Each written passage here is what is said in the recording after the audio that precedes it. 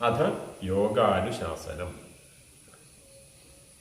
ഇതെല്ലാം അറിഞ്ഞു, നമ്മുടെ ശരീരത്തെക്കുറിച്ചും മനസ്സിനെക്കുറിച്ചും ഒക്കെ അറിഞ്ഞു. അധ ഇനി നമ്മൾ യോഗയെക്കുറിച്ച് പഠിക്കണം. ഇപ്പം നിങ്ങൾക്ക് മനസ്സിലായിട്ടുണ്ടോ അധശബ്ദത്തിൻ്റെ അർത്ഥവ്യാപാരം, വ്യാപ്തി എത്രയാണ് എന്ന് നിങ്ങൾക്ക് മനസ്സിലായിട്ടുണ്ടാവും. പല ഗ്രന്ഥങ്ങളുടെയും സിദ്ധാന്തപരമായ ഗ്രന്ഥങ്ങളുടെയെല്ലാം ആരംഭം ഈ അധശബ്ദം കൊണ്ട് തന്നെയാണ്. വേദാന്തികളുടെ ബ്രഹ്മസൂത്രം ആരംഭിക്കുന്നത് അധാതോ ബ്രഹ്മജിജ്ഞാസ എന്നാണ്. അധ ഇനി ബ്രഹ്മത്തെക്കുറിച്ച് അറിയാം. അതുപോലെ നാരദരുടെ ഭക്തിസൂത്രത്തിൽ എന്താണ് ഭക്തി എന്ന് വ്യാഖ്യാനിക്കുന്ന കൃതിയാണ് ഭക്തിസൂത്രം. അഥാതോ ഭക്തി വ്യാഖ്യാസ്യാമഹ എന്ന് ആണ് അത. ഇനി നമ്മൾക്ക് ഭക്തിയെ വ്യാഖ്യാനിക്കാം. അപ്പോഴൊക്കെ ഈ ശരീരത്തെക്കുറിച്ചൊക്കെ അറിയണം. അപ്പോഴാണ് അത് കൃത്യമായിട്ട് നമ്മൾക്ക് വ്യാഖ്യാനിച്ച് പോകാൻ വേണ്ടി പറ്റും. അതുപോലെ മീമാംസ, ജൈമിനിയുടെ മീമാംസ ശാസ്ത്രം ആരംഭിക്കുന്നത് അഥാതോ ധർമ്മജിജ്ഞാസ എന്നാണ്. ധർമ്മത്തെക്കുറിച്ച് നമുക്ക് അറിയാം എന്ന്, അതാണ് അധശബ്ദത്തിന്. അപ്പം നമ്മൾ ബേസിക്കലായിട്ട് കുറച്ച് കാര്യങ്ങൾ അറിഞ്ഞിരിക്കണം ഓരോ ശാസ്ത്രം പഠിക്കുമ്പോൾ. ഈ പഠനമെല്ലാം എന്നെക്കുറിച്ചായതുകൊണ്ട് ഞാൻ ആരാണ് എന്ന് പഠിക്കുന്നതാണ് ഈ അധശബ്ദം. ഈ ശരീരവും മനസ്സും ഇതൊക്കെ ചേർന്ന്. അനുശാസനം. എന്താണ് അനുശാസനം എന്ന് പറഞ്ഞാൽ? പഠനം ആണ്, പഠനക്രിയ. അതിനൊരു പ്രൊസീജിയർ ഉണ്ട്, ഘടനാപരമായ ഒരു സിലബസ് ഒക്കെ ഉണ്ടല്ലോ. ആദ്യം ഇന്ന് പഠിക്കാം, രണ്ടാമത് ഇന്ന് പഠിക്കാം എന്നൊക്കെ പറയുന്നത്, അതിനെയാണ് അനുശാസനം എന്ന് പറയുന്നത്. ഒന്നിന് തുടർച്ചയായിട്ട് ഒന്ന്. അനു എന്ന് പറഞ്ഞാൽ പിന്നാലെ എന്നാണ്. ഒന്നിന് പിന്നാലെ മറ്റൊന്ന് എന്ന രീതിയിൽ, ഒന്ന് രണ്ട് എന്ന രീതിയിൽ പഠിച്ചു പോകുന്ന ആ രീതിശാസ്ത്രമാണ് അനുശാസനം. അപ്പോൾ യോഗ എന്ന് പറയുന്നത് വ്യക്തിഗതമായ ഒരു അന്വേഷണമാണ്. ആ അന്വേഷണം ആണെങ്കിലും അതിന് ഈ പഠന പ്രക്രിയ, പഠിപ്പിക്കുക എന്ന് പറയുന്ന ഒരു പ്രക്രിയ, ആ പ്രക്രിയയിലൂടെ തന്നെ അത് കടന്നു പോകണം. അങ്ങനെ പോകുമ്പോഴാണ് അതിന് ഒരു ഔപചാരികത വരുന്നത്. ആ ഔപചാരികമായ പരിശീലനം എന്ന അർത്ഥം കൂടി ഈ അനുശാസനത്തിനുണ്ട്. അപ്പം നമ്മളെപ്പോഴൊരു ഗുരുവിനെ ആശ്രയിക്കുന്നത് എന്ന് വെച്ചാൽ ഈ യോഗ ശാസ്ത്രത്തിൽ അറിവുള്ള ഒരാളെ ആശ്രയിക്കുന്നത് യോഗ പഠിക്കാൻ നല്ലതാണ്. നമ്മൾ സ്വയം പഠിക്കാം, പക്ഷെ കുറേ കൂടി അതിൻ്റെ അർത്ഥാന്തരങ്ങളിലേക്ക് എത്തിച്ചേരാൻ നമ്മൾക്ക് ഈ പഠനം സഹായിക്കും. അടിസ്ഥാനപരമായി അറിഞ്ഞിരിക്കേണ്ട കാര്യങ്ങളെല്ലാം അറിഞ്ഞ് യോഗശാസ്ത്രം പഠിക്കാൻ വന്നിരിക്കുന്ന ശിഷ്യന് അച്ചടക്കത്തോടെ ഘടനാപരമായ നിർദ്ദേശങ്ങളും ഔപചാരികമായ പരിശീലനവും തുടങ്ങാൻ പോകുന്നു എന്നതാണ് ഈ സൂത്രത്തിൻ്റെ അർത്ഥം.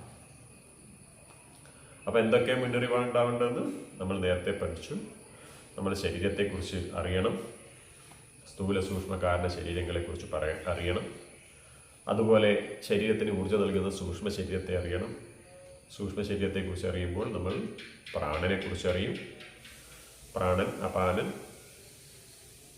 സമാനൻ, വ്യാനൻ, ഉദാനൻ എന്നിങ്ങനെയുള്ള 5 പ്രാണനെക്കുറിച്ച് അറിയണം. അതുപോലെ പഞ്ചകോശങ്ങളെക്കുറിച്ച് അറിയണം. 3 ശരീരങ്ങളെക്കുറിച്ച് അറിയണം. സ്ഥൂല ശരീരം, സൂക്ഷ്മ ശരീരം, കാരണ ശരീരം. അതിലുള്ള പഞ്ചകോശങ്ങളെക്കുറിച്ച് അറിയണം. അന്നമയ കോശം അത് സ്ഥൂല ശരീരത്തിലുള്ളതാണ്. പ്രാണമയം, മനോമയം, വിജ്ഞാനമയം എന്നിവ സൂക്ഷ്മ ശരീരത്തിലുള്ളതാണ്. ആനന്ദമയം എന്ന് പറയുന്നത് കാരണ ശരീരത്തിലുള്ളതാണ് എന്ന് നമ്മൾ അറിയണം. ഈ സ്ഥൂല ശരീരം തന്നെയാണ് അന്നമയ കോശം എന്ന് നമ്മൾ പറഞ്ഞു. ആ അന്നമയ കോശവും ജ്ഞാനേന്ദ്രിയങ്ങളും ചേർന്നതാണ് ജാഗ്രത അവസ്ഥ, നമ്മൾ ഉണർന്നിരിക്കുന്ന അവസ്ഥ എന്ന് പറയുന്നത്. ഇതൊരു രസകരമായ ഒരു കാര്യം എന്ന് പറഞ്ഞാൽ, നമ്മൾ ജാഗ്രത അവസ്ഥയിൽ, ഇപ്പം ഞാനിരിക്കുന്നത് ജാഗ്രത അവസ്ഥയിലാണെന്നാണ് നമ്മൾ പറയുന്നത്. നിങ്ങളെല്ലാവരും ഇരിക്കുന്നത് ഇപ്പം നമ്മൾ ഉണർന്നിരിക്കുന്നു എന്നാണ് പറയുന്നത്. സത്യത്തിൽ ഈ സമയങ്ങളിലൊന്നും നമ്മൾ ശരീരബോധം ഉണ്ടാവുന്നില്ല. ചില പ്രത്യേക സമയങ്ങളിൽ മാത്രമേ നമ്മൾ ശരീരത്തെക്കുറിച്ച് ചിന്തിക്കുന്നുള്ളൂ. ബാക്കി എപ്പോഴും ഈ സൂക്ഷ്മ ശരീരത്തിൽ തന്നെയാണ് നമ്മൾ വ്യാപരിക്കുന്നത്, ഇന്ദ്രിയങ്ങളിലാണ് നമ്മൾ വ്യാപരിക്കുന്നത്. നമ്മൾ ശരീരബോധം ഉണ്ടാകുമ്പോഴും ജാഗ്രത, ശരിക്കും ശരീരബോധത്തിലേക്ക് എത്തുമ്പോഴത്തേക്കാണ് അതിന് ധ്യാനം എന്നും കൂടി പറയാം. നമ്മൾ ശരിക്കും സ്ഥൂല ശരീരത്തിൽ കൂടി ഉണർന്ന് സൂക്ഷ്മ ശരീരത്തിൽ കൂടി പോയി സഞ്ചരിച്ച് കാരണ ശരീരത്തിലേക്ക് എത്തുന്നതിനെയാണ് ധ്യാനം എന്ന് പറയുക. അപ്പം സ്ഥൂല ശരീരത്തിലേക്ക് എപ്പോഴും ഉണർന്നിരിക്കണം, എന്നാലേ അത് ജാഗ്രത അവസ്ഥയായിട്ട് പറയാൻ പറ്റും. ഇപ്പം ജാഗ്രത അവസ്ഥ വളരെ കുറച്ചേ ഉണ്ടാവുന്നുള്ളൂ.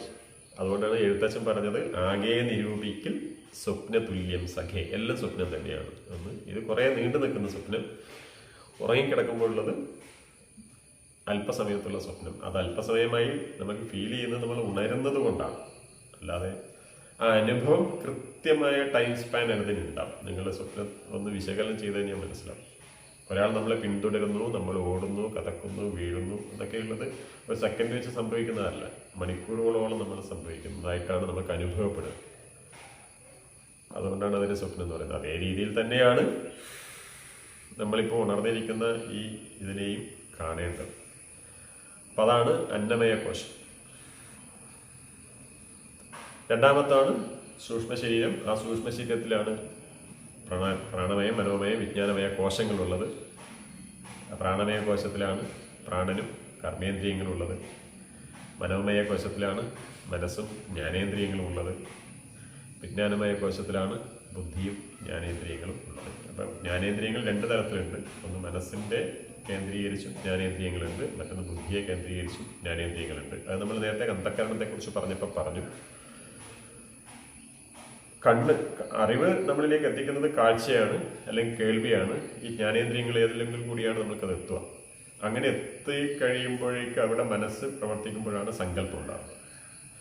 അത് ഈ മനോമയ കോശത്തിലാണ് സംഭവിക്കുന്നത്. അപ്പം ജ്ഞാനേന്ദ്രിയങ്ങളും മനസ്സും ചേർന്നിട്ടാണ് സങ്കല്പ വികല്പാത്മകമായ മനസ്സ് ഉണർന്ന് പ്രവർത്തിക്കുന്നത്. നമ്മൾ ഓരോ വിഷയങ്ങളിലേക്കും കടക്കുമ്പോൾ അതിൽ മനസ്സാണോ ഉണർന്നിരിക്കുന്നത്, ബുദ്ധിയാണോ ഉണർന്നിരിക്കുന്നതെന്ന് നമ്മൾ ചിന്തിക്കണം. അത് കുറച്ച് കഴിഞ്ഞിട്ട് അപ്പം നമ്മൾ ചില വാക്കുകളൊക്കെ പ്രയോഗിച്ചു, ചില കാര്യങ്ങളൊക്കെ ചെയ്ത് കഴിഞ്ഞ ശേഷം അതിനെക്കുറിച്ചൊന്ന് വിശകലനം ചെയ്യും. ഈ വിശകലനം ചെയ്യുമ്പോഴാണ് ബുദ്ധി ഉണരുക. അത് ചെയ്ത് തെറ്റായിപ്പോയി, അങ്ങനെ പറയാൻ പാടില്ലായിരുന്നു എന്നൊക്കെ നമ്മുടെ ഉള്ളിൽ തന്നെ ഒരു ചോദ്യോത്തരങ്ങളൊക്കെ സംഭവിക്കും. സോറി പറയണം ഇതൊക്കെ ചിലപ്പോൾ തോന്നുന്നു. അങ്ങനെ ഒരു സംഘർഷം ഉള്ളിലുണ്ടാവും. ഈ ബുദ്ധി മനസ്സും തമ്മിലുള്ള പ്രവർത്തനമാണ്. രണ്ടിനെയും പ്രേരിപ്പിക്കുന്നത് ഒരേ ജ്ഞാനേന്ദ്രിയാണ്. ഈ രണ്ടിനെയും മനസ്സിനെയും ബുദ്ധിയെയും പ്രേരിപ്പിക്കുന്നത് ഈ അഹങ്കാരമാണ്. ഈ മനസ്സിനെയും ബുദ്ധിയെയും പ്രേരിപ്പിക്കുന്നത് ഇതേ ചിത്തത്തിലുള്ള പൂർവ്വവാസനകളാണ്, പൂർവ്വ അനുഭവങ്ങളാണ്. അപ്പം പൂർവാനുഭവങ്ങളെ നേരിട്ട് മനസ്സിന് വിട്ടുകൊടുത്തു കഴിഞ്ഞാൽ തെറ്റായ സങ്കല്പങ്ങളാണ് ഉണ്ടാവുക. പൂർവാനുഭവങ്ങളെ ബുദ്ധിയിലൂടെയാണ് വ്യാപരിക്കുന്നെങ്കിൽ, ബുദ്ധിയിലൂടെയാണ് വിവേചനം ചെയ്യുന്നതെങ്കിൽ നമ്മുടെ തീരുമാനം കൃത്യമായിരിക്കും. അതാണ് ചിത്തവൃത്തിയിൽ നമ്മൾ പറയുമ്പം മനസ്സിലാവും. നമ്മളിപ്പോൾ ധ്യാനം, മെഡിറ്റേഷനൊക്കെ ശീലിക്കുന്ന സമയത്ത് നമ്മൾ ചിന്തകളൊന്നും ഇല്ലാത്തൊരവസ്ഥയൊക്കെ എത്തുമ്പോഴത്തേക്ക് നമ്മൾ ഇതാണ് ധ്യാനം എന്ന് വിചാരിക്കും. അതിനെക്കുറിച്ചൊക്കെ പിന്നീട് പറയാം. എന്താണ് ബുദ്ധി? ബുദ്ധി വളരെ പ്രധാനപ്പെട്ട ഒന്നാണ് എന്ന് മനസ്സിലാക്കാൻ വേണ്ടിയിട്ടാണ്. നമ്മളിപ്പോൾ ഇന്ദ്രിയങ്ങളിലൂടെയുള്ള അറിവ് മനസ്സുമായി ചേർന്നിട്ട് ആണ് ആ അറിവിനെ നമ്മൾ സ്വീകരിക്കുന്നതെങ്കിൽ, അതാണ് ഞാൻ പറഞ്ഞത്, അത് സങ്കല്പ വികല്പമാണ്. അത് ശരിയാവണമെന്നില്ല, അത് വൈകാരികമായിരിക്കും. അതേസമയത്ത് അത് ബുദ്ധിയിലൂടെയാണ് നമ്മൾ സ്വീകരിക്കുന്നതെങ്കിൽ ആ വൈകാരികത കുറേ കുറഞ്ഞു കിട്ടും. അപ്പം നിഷ്പക്ഷത എന്നൊക്കെ നമ്മൾ പറയില്ലേ, നിഷ്പക്ഷമായി ചിന്തിക്കണം എന്നൊക്കെ പറയുന്നതൊക്കെ ബുദ്ധി ഉണർന്ന് പ്രവർത്തിക്കുന്നതിനെയാണ്. അതുകൊണ്ട് ബുദ്ധി തന്നെയാണ് ജ്ഞാനേന്ദ്രിയത്തോടൊപ്പം ഉണ്ടാവുന്നത്. അതിനെയാണ് വിജ്ഞാനമയ കോശം എന്ന് പറയുന്നത്. അറിവിൻ്റെ തലമാണ്, മറ്റത് മനോമയമാണ്. ഈ മനോമയ കോശവും പ്രാണമയം ഒക്കെയുള്ള സൂക്ഷ്മ ശരീരത്തിലാണ് സ്വപ്നാവസ്ഥയുള്ളത്. മറ്റൊന്നാണ് കാരണശരീരം, അവിടെ ആനന്ദമയ കോശമാണ് സുഷുപ്തി അവസ്ഥ. അപ്പം ഇതെല്ലാം ചേർന്ന് പറഞ്ഞു. ശരീരത്തെയും അവസ്ഥാത്രയങ്ങളെയും പിന്നെ കോശങ്ങളെയും എല്ലാത്തിനെയും ചേർത്ത് ഒന്ന്